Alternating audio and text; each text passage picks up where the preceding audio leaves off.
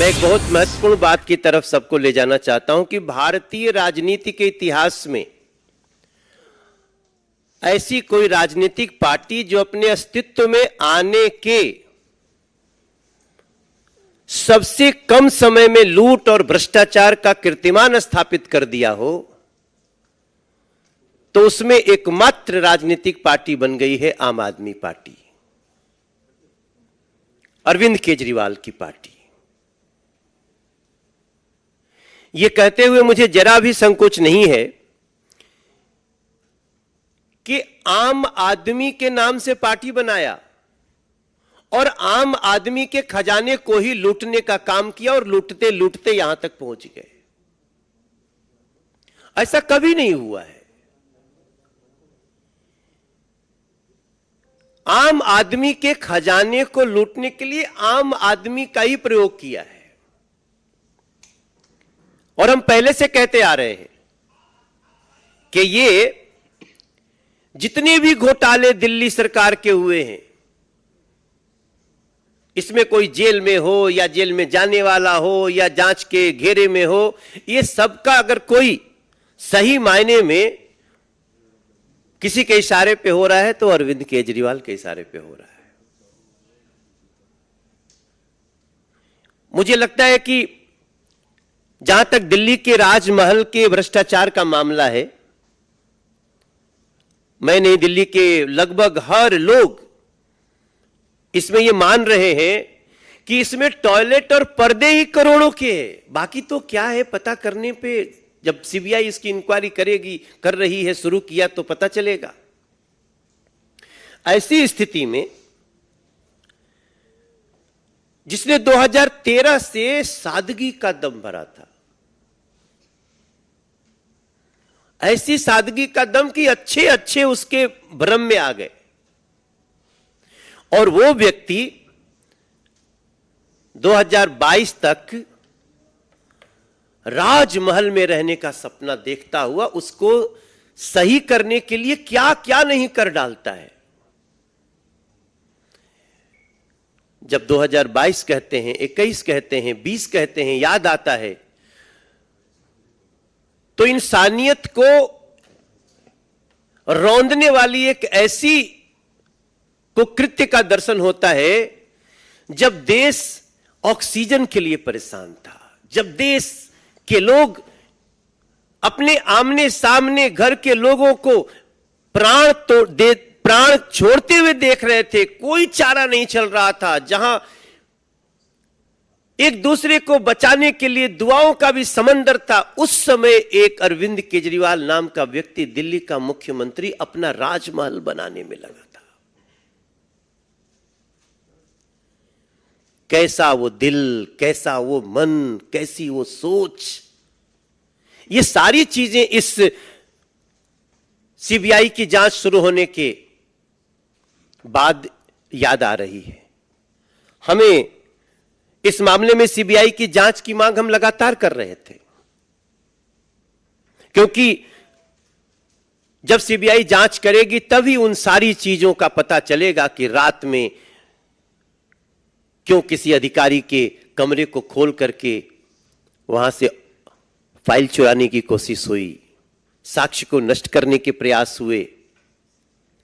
ऐसी स्थिति में हम उम्मीद करते हैं कि इस जांच से जनता के सामने राजमहल की सच्चाई आएगी।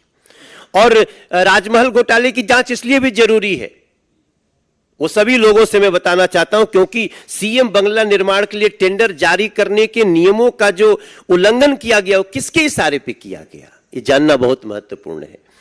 केजरीवाल ने टाइप 7 की पात्रता से कहीं बड़ा अधिक घर बनाने के लिए जो कार्य किया वो किसके इशारे पे, किसके सह पे किया गया, यह सीबीआई की जांच से पता चलेगा। जांच से यह भी पता चलेगा कि किसके निर्देश पर पीडब्ल्यूडी अधिकारियों ने ऐसे भवन निर्माण के लिए छोटी छोटी टेंडर जारी किए, किसके इशारे पे।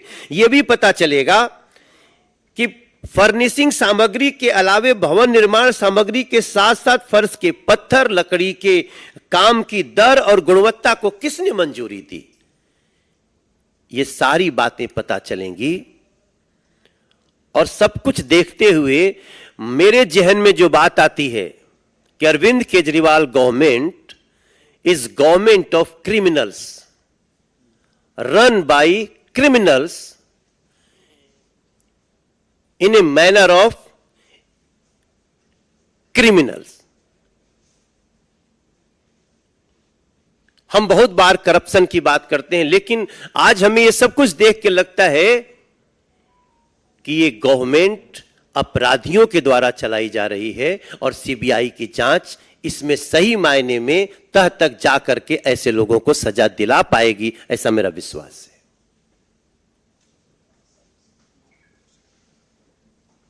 मित्रों, शाहजाद जी भी अपनी बात रखेंगे। माननीय शाहजाद पूनावाला जी।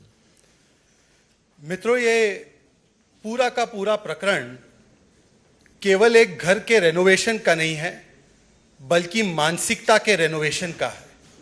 जिन लोगों ने राजनीति में ये कस्में वादे लेकर आने का काम किया था कि हम छोटे घर में रहेंगे, हम वीवीआईपी सिक्योरिटी नहीं लेंगे, हम छोटी गाड़ी से चलेंगे, हमें तो केवल 2 रूम का घर चाहिए और क्या चाहिए, पैर पसारने की जगह चाहिए। आज उस मानसिकता का ऐसा रेनोवेशन हुआ है कि सुल्तान केजरीवाल एक भ्रष्टाचार का महल बनाते हैं। ये सुल्तान केजरीवाल की कहानी है। और सुल्तान केजरीवाल ने जब दिल्ली की जनता ऑक्सीजन के लिए, दिल्ली की जनता वेंटिलेटर के लिए, दिल्ली की जनता की रसोइयां बंद थी, जब दिल्ली के लोग त्राहिमाम त्राहिमाम कर रहे थे कोविड के काल में, तब सुल्तान केजरीवाल ने एक फतवा जारी किया कि मेरा भ्रष्टाचार का बड़ा महल बनेगा। और उस फतवे के बाद किस प्रकार से वियतनाम से फ्लोरिंग आई, करोड़ों रुपए की। पीडब्ल्यूडी का आप देख लीजिए, किसी के भी घर पे ज्यादा से ज्यादा अगर लगता है तो मकराना मार्बल, और वो भी हाई क्वालिटी का मार्बल होता है, राजस्थान से आता है मकराना। पर मकराना मार्बल ताजमहल में तो लग सकता है, सुल्तान केजरीवाल के भ्रष्टाचार के महल में मकराना मार्बल लगेगा। उन्होंने कहा वियतनाम का सफेद मार्बल आएगा। हमारे घर में पर्दे लगते हैं, 200, 300, 400 रुपए के पर्दे लगते हैं, 500 रुपए का मैक्सिमम, 1000 रुपए का बहुत बड़ा हो गया। तो यहां पर 8-8 लाख का एक पर्दा, 8 लाख रुपीस का पर्दा। हमारे घर में टॉयलेट भी होता है, 200-300 रुपए की टॉयलेट की सीट आती है। यहां पर 4 लाख रुपए की एक टॉयलेट की सीट, 4 लाख रुपए का कमोड। कल्पना कीजिए, 60 लाख रुपए खर्च किए गए रसोइयां बनाने में, और एक नहीं अनेक रसोइयां बन रही थी। 4-5 सदस्य हैं उनके घर में, 15 टॉयलेट बने, 15 टॉयलेट, 4-5 लोगों के बीच के लिए 15 टॉयलेट, और हर टॉयलेट में पाउडर रूम भी बना है। अब सोचिए पाउडर रूम क्या होता है। टॉयलेट के भीतर घुसने ही वहां पर कैसे शर्ट लगानी है, कैसे मेकअप करना है, उसके लिए उसको पाउडर रूम कहते हैं। तो 15 पाउडर रूम भी बने, उसके ऊपर 15 लाख खर्च हुआ। यह केवल अश्लील खर्च का मामला नहीं है दोस्तों, यह अश्लील खर्च के साथ साथ भ्रष्टाचार का भी सीधा सीधा मामला है।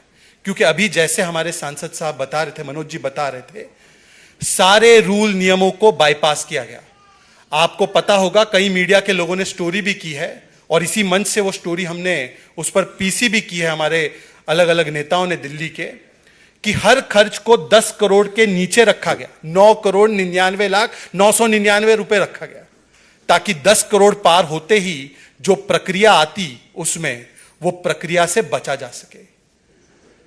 आज इसीलिए ये दिल्ली की जनता की जीत है, क्योंकि दिल्ली की जनता लगातार दिल्ली प्रदेश भारतीय जनता पार्टी के नेतृत्व में मांग कर रही थी कि किस प्रकार से इस पूरे मामले में सीबीआई की जांच हो। पहले सीएजी की भी जांच हुई, तब भी इन्होंने विक्टिमहुड कार्ड निकाला। आज सीबीआई की जांच हुई है, देख लेना 5-10 मिनट के बाद अब ये सारे लोग मिलकर बोलेंगे, देखिए हमें प्रताड़ित किया जा रहा है, हमें दबाया जा रहा है, हम इधर अच्छा काम कर रहे हैं, हम उधर अच्छा काम कर रहे हैं, इसीलिए विक्टिमहुड कार्ड आएगा। परंतु आज विक्टिमहुड कार्ड का नहीं, आज समय है रिपोर्ट कार्ड देने का। अरविंद केजरीवाल जी, रिपोर्ट कार्ड दीजिए अपने भ्रष्टाचार का। शराब घोटाले में मनीष सिसोदिया, आज भी कोर्ट ने उनको अंदर रखा है।